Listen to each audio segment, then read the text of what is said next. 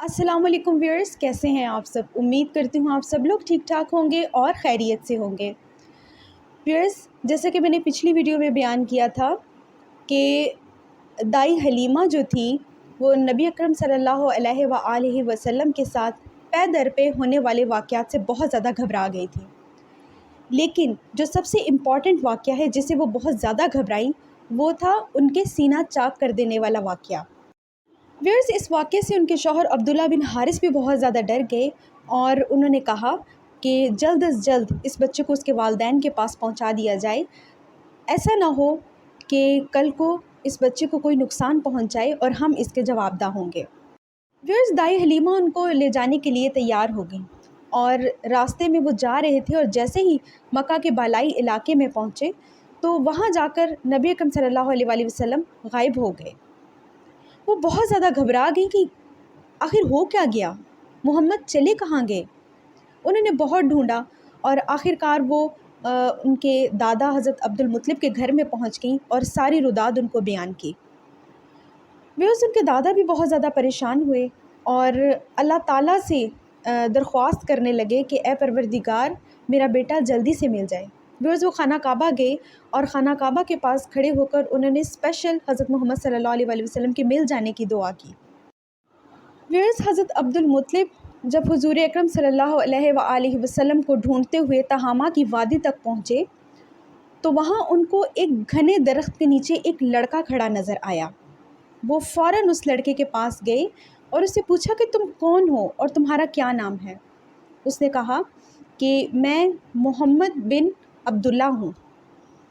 तो उन्होंने फ़रत जज्बात से उनको गले लगा लिया और उन्होंने कहा, मेरी जान तुझ पर कुर्बान, मैं तुम्हारा दादा अब्दुल मुत्तलिब हूँ। और फिर वो उनको गले लगाकर ज़ारो कतार रोने लगे। उनके दादा ने उनको फिर अपने घोड़े पर बिठाया और मक्का आ गए और मक्का आकर उन्होंने गाय और बकरियों की कुर्बानी की और मक्का वालों की शानदार किस्म की दावत की अपने बेटे मोहम्मद के मिल जाने पर। हज़रत आमना ने जब दाई हलीमा को देखा तो उन्होंने ऑब्वियसली सवालात जहन में आते हैं कि आप तो मुझसे मोहम्मद को लेकर गई थी ना, ये कहकर कि मैं इनको मज़ीद रखना चाहती हूँ, तो फिर क्यों साल से पहले आप इनको वापस ले आई। तो उन्होंने फिर बताया कि चंद ऐसे पै दर पे वाक़यात हुए जिसकी वजह से मैं बहुत ज़्यादा डर गई। तो हज़रत आमना ने कहा कि खुल कर बयान करो कि ऐसे कौन से वाक़यात हुए तुम्हारे साथ जिसकी वजह से तुम डर गई, मुझे भी अपने बेटे के बारे में मालूम होना चाहिए। तो फिर हज़रत हलीमा सादिया ने तमाम वाक़यात उनको बयान किए। हज़रत हलीमा एक वाक़या बयान करती हैं कि यहूदियों की एक जमात गुज़र रही थी और वो तौरात के बारे में आपस में बातें कर रहे थे। तो मैंने वैसे ही उनसे पूछ लिया कि इस बच्चे के बारे में आप क्या बयान करते हैं, क्या कहते हैं। तो उन्होंने कहा कि ज़रा इसकी तफसील तो बताओ। तो मैंने पैदाइश से लेकर अब तक की तमाम तफसीलात इनको बयान कर दी। तो उन्होंने कहा कि इस बच्चे को तो फ़ौरन कत्ल कर देना चाहिए। आपस में बातें करने लगे। तो फिर उन्होंने पूछा कि क्या इस बच्चे का बाप ज़िंदा है। तो हज़रत हलीमा ने कहा कि मैं डर गई कि कहीं इस बच्चे को नुकसान ना पहुंचा दें। तो मैंने कहा कि इस बच्चे का बाप है ना। इस अब्दुल्ला बिन हारिस का कहा कि यही इस बच्चे का बाप है।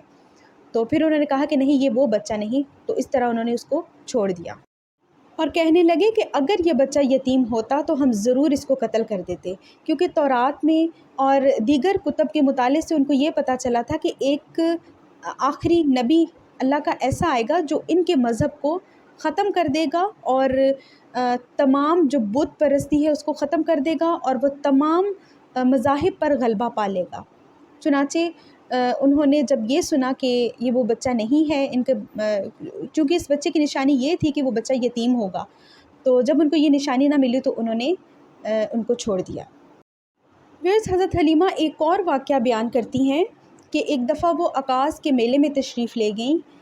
अकास का मेला जो है वो ताइफ़ और नखला के दरमियान इलाका जो था उसमें वो मेला लगा करता था और हज के लिए जो लोग आया करते थे वो शवाल का महीना यहीं गुजारा करते थे और इस मेले को खूब इंजॉय करते थे। اور یہاں پر اپنے جوہر دکھاتے تھے اور اپنی بڑائیاں بیان کرتے تھے، اور وہ اس میلے میں بہت لطف اٹھاتے تھے۔ اور حضرت حلیمہ بھی اسی میلے میں ایک دفعہ گئی ہوئی تھی، نبی اکرم صلی اللہ علیہ وآلہ وسلم ان کے ساتھ تھے۔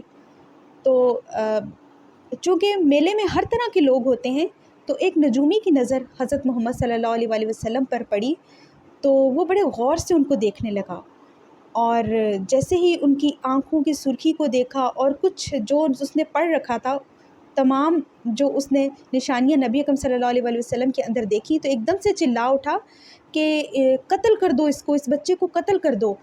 تو دائی حلیمہ نے جب یہ سنا تو وہ فوراً سے وہاں سے بھاگ گئی، چونکہ آلریڈی پہلے بھی ان کے ساتھ ایسے واقعات ہو چکے تھے۔ تو لوگوں نے جیسے ہی تلاش کرنا شروع کیا کہ کس بچے کا کہہ رہے ہیں، کس کو قتل کر دیں، تو وہ تب تک وہاں سے جا چکی تھیں۔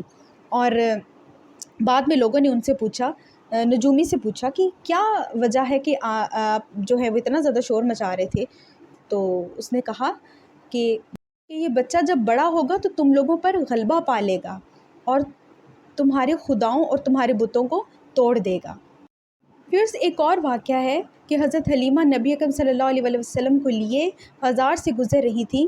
زلجار کا بازار تھا اور وہاں پر ایک کاہن بیٹھا ہوا تھا، تو اس کی نظر جب نبی اکرم صلی اللہ علیہ وآلہ وسلم پر پڑی تو فوراً سے چلایا کہ اس کو قتل کر دو، اس کو قتل کر دو، اور خود بھی ان کو قتل نعوذ باللہ قتل کرنے کے لیے جیسے ہی جھپٹا تو فوراً سے پاگل ہو گیا، اور اسی پاگل پن میں وہ مر گیا۔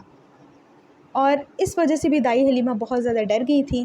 لیکن سب سے زیادہ جو ڈرنے والا واقعہ تھا وہ تھا ان کے سینہ چاک کر دینے والا واقعہ۔ اس سے وہ بہت زیادہ گھبرا گئی تھیں اور انہوں نے کہا کہ میں فوراً سے ان کو ان کے ماں باپ کے حوالے کر دوں۔ سیرت ابن ہشام میں ہے کہ حبشہ کے عیسائیوں کی ایک جماعت نبی اکرم صلی اللہ علیہ وآلہ وسلم کے پاس سے گزری۔ یہ واقعہ تب کا ہے جب دائی حلیمہ نبی اکرم صلی اللہ علیہ وآلہ وسلم کو ان کی والدہ کے حوالے کرنے جا رہی تھی۔ تو جب ان عیسائیوں کی نظر ان پر پڑی تو وہ ٹھٹک کر رک گئے۔ انہوں نے ان کی آنکھوں کی سرخی کو دیکھا، ان کے کندھوں کے درمیان مہر نبوت کو دیکھا، تو دائی حلیمہ سے پوچھنے لگے کہ کیا اس بچے کی آنکھوں میں کوئی تکلیف ہے؟ تو انہوں نے کہا کہ نہیں، اس کے آنکھوں کی سرخی جو ہے وہ بچپن سے ہی ایسی ہے۔ تو انہوں نے کہا کہ یہ بچہ تو بڑی شان والا ہے، اس کو ہمارے حوالے کر دو، ہم اس کی بہت حفاظت کریں گے اور ہم اس کو جانتے ہیں۔ تو دائی حلیمہ نے فوراً وہاں سے دور جانے کی انہوں نے کہا کہ میں فوراً سے اس بچے کو اس کی والدہ کے حوالے کر دوں، یہ نہ ہو کہ یہ کسی غیر محفوظ ہاتھوں میں چلا جائے یا اس بچے کو کوئی نقصان پہنچ جائے تو میں کیا جواب دوں گی۔ تو اسی راستے میں نبی اکرم صلی اللہ علیہ وآلہ وسلم غائب ہو گئے تھے، جو واقعہ میں نے شروع میں بیان کیا ہے۔ تو ویورز، واقعات کا سلسلہ اسی طریقے سے جاری رہے گا، تو جڑے رہیے گا اس چینل کے ساتھ۔ ملتی ہوں اگلی ویڈیو میں، اجازت دیجیے، اللہ حافظ۔